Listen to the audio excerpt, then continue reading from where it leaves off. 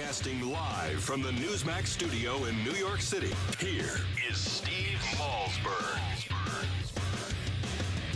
Republicans are committed to addressing the humanitarian crisis on the border in a responsible way.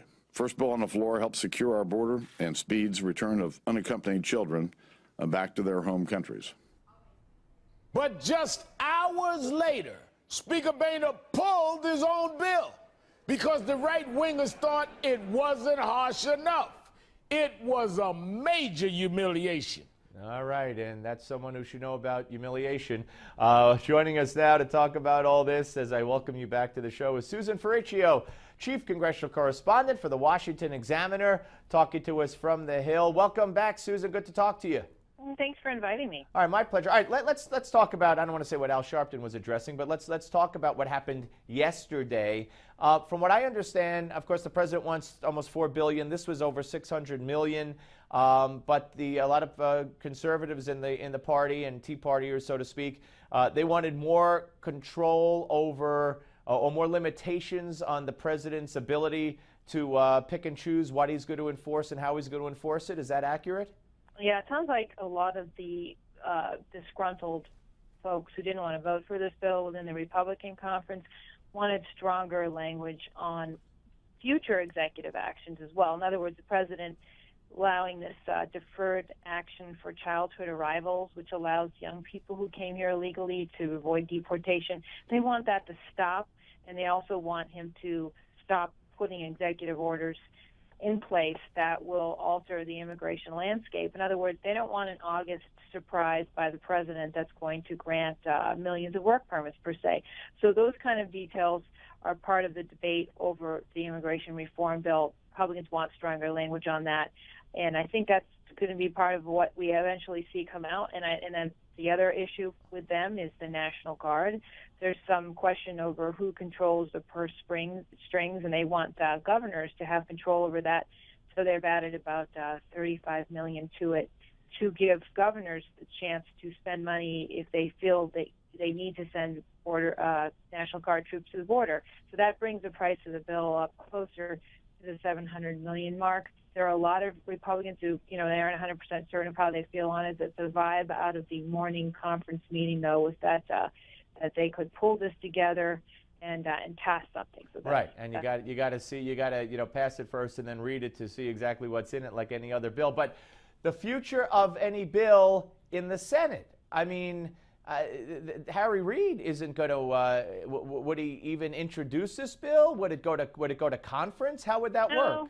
No, and the problem too here is that I don't think you're going to see anything really happen because of this threat of comprehensive immigration reform on the larger scale. I mean, Reid has already threatened that he would tack on that Gang of Eight. Right, to this, yeah. So because he doesn't, this has become, unfortunately, for anyone who thinks the money needs to be going to the border now, it's not going to happen because of politics.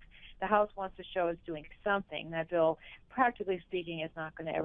Right. Right. So all the everything yesterday, everything today, it's really more for show because of the fact that Harry Reid is not going to play ball, so to speak, with the House bill in the Senate anyway. Right. It's 100% for show. Both sides would point the finger, and Democrats would say, well, if Republicans are being too harsh in their language, and because a lot of Democrats feel like these children on the border, upwards of 60,000 unaccompanied minors, some of them believe that should all be given refugee status and allowed to stay here. So you've got a real divergent opinion between the two parties over what should happen, whereas Republicans want fast deportations and disincentives. So there's a big difference in what each side should do. So a lot of it is just philosophical, but politics overlaps everything now because we're just a couple of months away from November, and that's really typical, unfortunately, and increasingly a problem here on Capitol Hill where nothing happens because everybody's looking at November. And let me ask you about yesterday's bill, the bill that did not come to the floor. Was there a provision in it that would have expanded the 2008 child trafficking law in effect to include children from Mexico? Far from ending that law, which would basically, if the president wants to sign an executive order ending it, he could almost solve the problem in effect. But would that have brought Mexico into the child trafficking 08 law as well? Right. I think there was some problem with the wording. There were members who felt like they interpret it one way to feel it expanded. Who might be given this sort of refugee or asylum based on, the 2008 law. They didn't want to expand that, so the language is being, reformulated so that it doesn't make it easier to keep more kids here in the country using the 2008 law. Yeah. So people were really upset about that. I know that's a part of it that's been reworked, and they just don't want to be widening the definition of who can be granted asylum. All right, now you talk about, the show and the game and the whole thing, and the blame game. I think the Republicans have been wholly ineffective until maybe the past few days where they've talked about it more, but that's still, it's the middle of the summer. It's not going to resonate now. But I think a major campaign theme of theirs, or a major education theme of theirs, to educate the public, to counteract the do-nothing Congress label, to counteract, Obama's pity tour, that the Congress won't do anything. I mean, there are over 300 bills from the House laying in Harry Reid's Senate that he won't bring up on everything, including jobs. So don't the Republicans have to get that message out? Well, I hear the leadership making that case every time they get in front of the camera. Lately, yes. Mm-hmm. No, I've heard them do it increasingly so, yes, and that's a common theme when you have different parties in Congress. So one side says the other side's not taking up their legislation, and more could be done if that was happening. And I think what's interesting about how that coalesces with the immigration debate is there is an interesting Associated Press poll out that shows, I think, a third of Americans who are even paying any attention to this immigration border crisis. In other words, I'm not sure Republicans are fearful that this is going to hurt them in the upcoming election when people aren't paying attention to it right now, and they're more concerned with their own, pressing issues like the economy and even on foreign policy, what's happening in the Middle East. I think the immigration border crisis just isn't resonating with the public. That gives Republicans a pass on worrying about an actual bill getting to the president's desk rather than just this for show stuff that you see happening on Capitol Hill right now. Democrats see that as well. That's probably one of the reasons why when they do go off for their August recess, there's not going to be anything on the president's desk. Right. No, I agree with you. Also, the Iron Dome funding, there was, as of yesterday, I think Harry Reid didn't bring it up as a separate issue. He insisted that it be part of the immigration package here, that the stopgap funding that we're talking about. But I think today he relented and let that be voted on separately. Correct? Well, what's happening with that is that the Senate cleared it very easily with unanimous consent. They had long decided that bill was going to come out separately because they knew the border bill had no hope really of ever becoming law.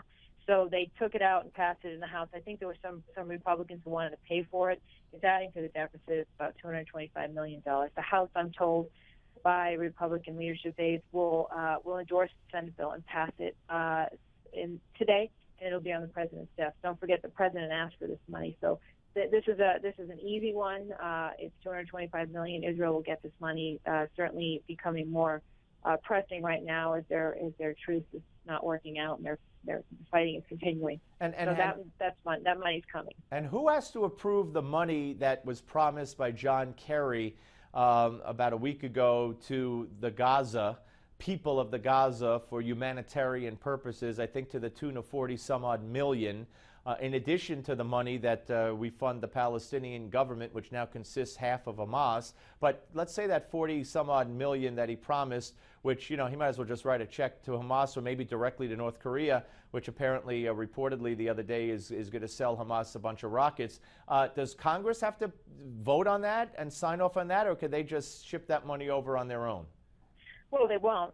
Congress won't ever sign off on that. There's never going to happen in the House. So, the State Department certainly has funds that it can use for humanitarian aid. If it has the funds that it can, shift around and use, that's certainly within their purview. But if it's going to come as a supplemental request, which I know it won't, because Kerry is a former senator, he knows that there's no hope of Republicans endorsing humanitarian aid for Gaza right now.